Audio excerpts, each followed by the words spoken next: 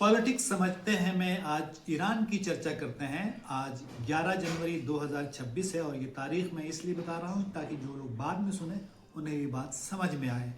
तो अगर आप अखबार पढ़ रहे हैं, टीवी देख रहे हैं या आप सोशल मीडिया पर हैं तो ऐसा लगेगा कि ईरान में बहुत बड़ी क्रांति होने वाली है और सैकड़ों शहर जो है वो मतलब कम से कम 100 शहर है जहाँ पे भारी आंदोलन हो रहा है और सत्ता बदलने वाली है वगैरह वगैरह। तो असल में वहाँ पे हो क्या रहा है ये समझना ज़रूरी है। पिछले 3 दिनों से इसकी खबरें ज़्यादा आ रही है, लेकिन इससे पहले दिसंबर में ही एक आंदोलन हुआ था, एक विरोध प्रदर्शन हुआ था। वो इस बात को लेकर था कि रियाल की कीमत, जो ईरान की मुद्रा है, जो करेंसी है, उसकी बहुत कम कीमत हो गई थी और महंगाई बहुत बढ़ गई थी। इस तरह की कुछ बातें हैं। जाहिर है ये कुछ ऐसी चीज़ें हैं जिससे लोगों का गुस्सा तो होना लाजमी होता है, गुस्सा लोग होते भी हैं। लेकिन जब आप अमेरिका का और अमेरिका के राष्ट्रपति का बयान सुनेंगे तो ऐसा नहीं लगेगा कि ये कोई ऑर्गेनिक आंदोलन है या मतलब खुद ब खुद चलने वाला आंदोलन है। इसराइल और अमेरिका दोनों, और इसराइल का जो एक मशहूर हारेट्स अखबार है उसने तो साफ तौर पर लिखा कि कैसे इसराइल ने बड़े पैमाने पर फेक अकाउंट्स बनाए सोशल मीडिया के और उल्टी सीधी खबरें फैलाई, एआई जनरेटेड तस्वीरें फैलाई। तो इसके साथ जो वहाँ के शाह के हैं, वहाँ के पुराने 1979 से पहले के जो लोग थे, रज़ा शाह पहलवी के ख़ानदान के लोग, उन्होंने भी अपना दावा शुरू कर दिया कि ईरान में तो अब सत्ता बदलने वाली है, ईरान के लोग आज़ादी चाहते हैं। राष्ट्रपति ट्रंप भी कह रहे हैं आज़ादी चाहते हैं। अब अमेरिका राष्ट्रपति ट्रंप, जिन्होंने वेनेजुएला के राष्ट्रपति को उठा लिया वहाँ से और कहा कि हमने उनको कैप्चर कर लिया है, एक राष्ट्रपति को उनकी पत्नी के साथ कैप्चर करना, इसका कोई इतना बड़ा विरोध विश्व के देश नहीं कर सके। कुछ देशों ने निंदा की, भारत ने चिंता व्यक्त की, पाकिस्तान ने चिंता व्यक्त की। लेकिन अगर आप ईरान का मामला देखेंगे तो ऐसा लगेगा कि दुनिया में सबसे ज़्यादा जो दमनकारी शासन है वो ईरान में है और वहाँ तो लोग इतना परेशान हैं और लोग अब विद्रोह पर उतर आए हैं। दरअसल इसमें कुछ सच्चाई हो सकती है, लेकिन ये पूरी सच्चाई नहीं है। और झूठ के साथ अगर सच बोला जाए तो वो झूठ से ज़्यादा खतरनाक होता है।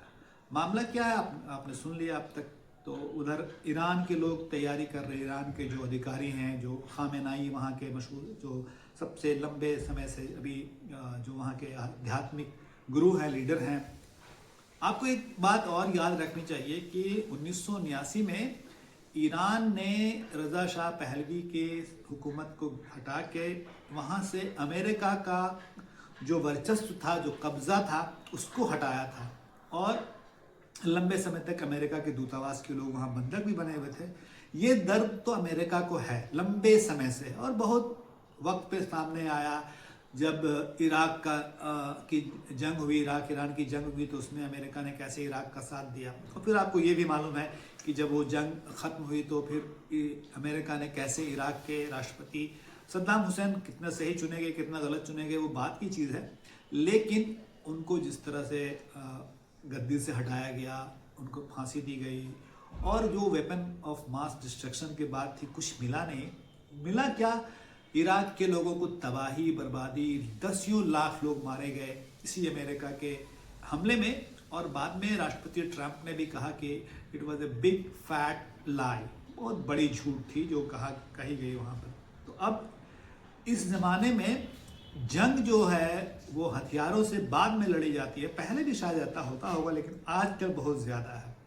जंग लड़ी जा रही है ज़बानी मिस इन्फॉर्मेशन से, सोशल मीडिया पर, और एक दुनिया में ये बात फैलाकर कि एकदम वहाँ पर तो अब आज में और कल में सरकार बदलने वाली है। और जाहिर है ये इच्छा है, अमेरिका की भी ख्वाहिश है ये, और इसराइल की भी ख्वाहिश है, और उसी के मुताबिक वो बहुत सारी चीज़ें वहाँ करते रहते हैं।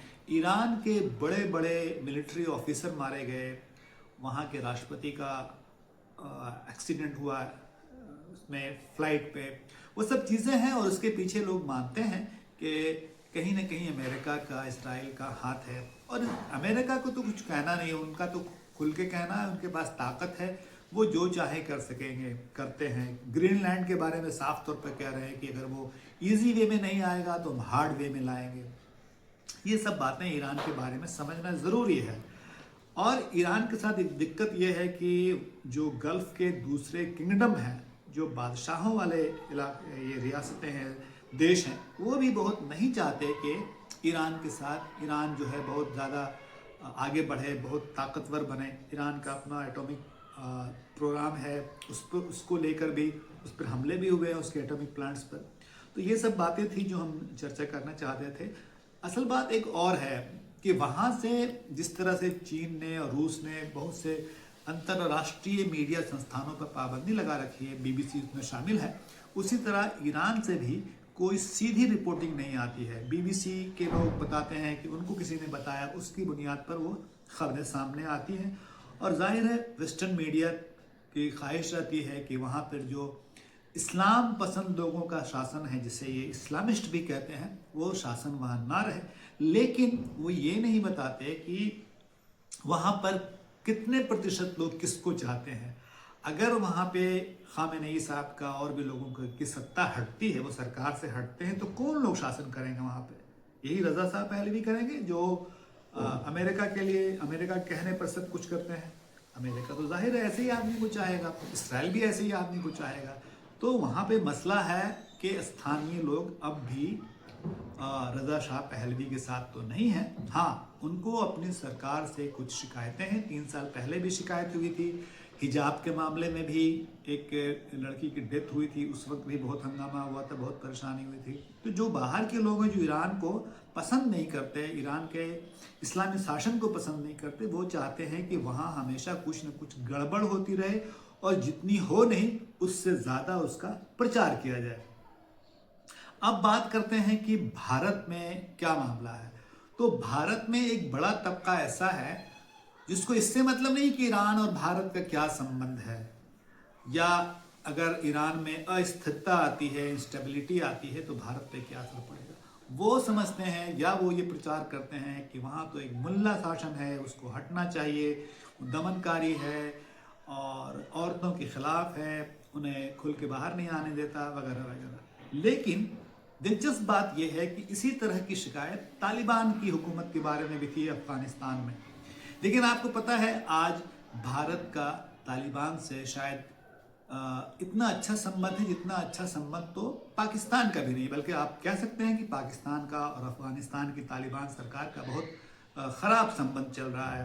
तो उसी तरह की सत्ता, उसी तरह की सरकार जब तालिबान में है और वहाँ भारत सरकार जाती है, भारत सरकार के लोग जाते हैं, वहाँ से लोग यहाँ, अभी तो मालूम हुआ कि दिल्ली में उनका कोई चार्ज डी फेयर भी आया है, तब यहाँ पे कोई परेशानी नहीं होती है। तो उनका सारा विरोध जो होता है वो तब तक होता है जब तक उनको लगता है कि हाँ वो एक मुस्लिम शासन को, एक जो इस्लाम पर चलने वाला शासन है, उसके खिलाफ माहौल बनाया जाए। लेकिन भारत में ऐसे लोगों को ये समझना चाहिए कि भारत का ईरान से अच्छा संबंध रहा है। चाबहार का आप जानते हैं पोर्ट के बारे में, उस मामले को भी लेकर भारत और ईरान में जो संबंध है उसमें अमेरिका ने दरार डालने की कोशिश की। भारत वो बहुत ही डिप्लोमेटिकली, कूटनीतिक तरीके से उसको संभालने की कोशिश करता है हमेशा की तरह। और भारत के आधिकारिक बयान में कभी आप नहीं देखेंगे कि वहाँ पर ऐसी कुछ बातें हुई। अब जो मैंने बात की, एक पुरानी बात, पिछली बात को मैं दोहराना चाहता हूँ कि आज की जंग हथियार से बाद में लड़ी जाती है, उससे पहले ज़बान से लड़ी जाती है, सोशल मीडिया से लड़ी जाती है। तो एक वीडियो या एक फ़ोटो बहुत वायरल हो रहा है जिसमें दिखाया जा रहा है कि एक महिला जो है वो खामेनेई साहब की तस्वीर लेकर उसमें जो है आग लगा रही है, सिगरेट पी रही है, वगैरह वगैरह। लेकिन बाद में मालूम हुआ कि ये तस्वीर दरअसल ईरान की नहीं है और शायद 2022 की है, और वो भी कनाडा की है। अब बताइए, कनाडा में उस समय ट्रूडो का शासन था। ट्रूडो और भारत का रिश्ता कितना ख़राब था किसी को बताने की ज़रूरत नहीं, सब लोग जानते हैं। तो क्या सिर्फ इस वजह से कि आपको एक मुस्लिम शासन से, इस्लामी शासन से दुश्मनी है, आप उसे पसंद नहीं करते, इसलिए आप ऐसी बातें कहते हैं? हालांकि आपको पता है कि इससे भारत का कोई अच्छा संबंध नहीं बनेगा। एक बार आपको पता है कि किसी ने ईरान के किसी नेता के बारे में बहुत ही बुरा कमेंट किया था, तो कैसे भारत के कूटनीतिज्ञों को उसे संभालना पड़ा था। तो ये है ईरान की हालत आज के वक्त में। और अभी जाहिर है बहुत मुश्किल में है ईरान की सरकार, उन्हें संभालना पड़ रहा है। उन्हें बाहर के दुश्मनों के साथ साथ जो अंदर के दुश्मन हैं उनसे भी निपटना पड़ रहा है। और जाहिर है उसमें बल प्रयोग होगा, ताकत का इस्तेमाल होगा, लोगों की जान भी जाएगी, क्योंकि अगर एक बड़ा फसाद वहाँ पे बर्पा हो रहा है तो उसे तो दबाने के लिए कुछ न कुछ करना पड़ेगा। और वो फसाद ईरान के अंदर से नहीं बल्कि बाहर से उसकी हिमायत की जा रही है, ऐसा ईरान के लोगों का कहना है।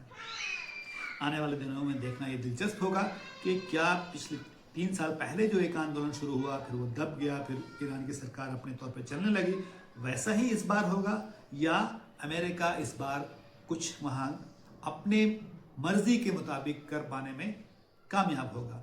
आपको आज के प्रोग्राम कैसा लगा इसके बारे में ज़रूर बताइएगा। हम आपकी राय को ध्यान में रखेंगे और आगे भी उस पर कोई ना कोई प्रोग्राम करने की कोशिश करेंगे। शुक्रिया।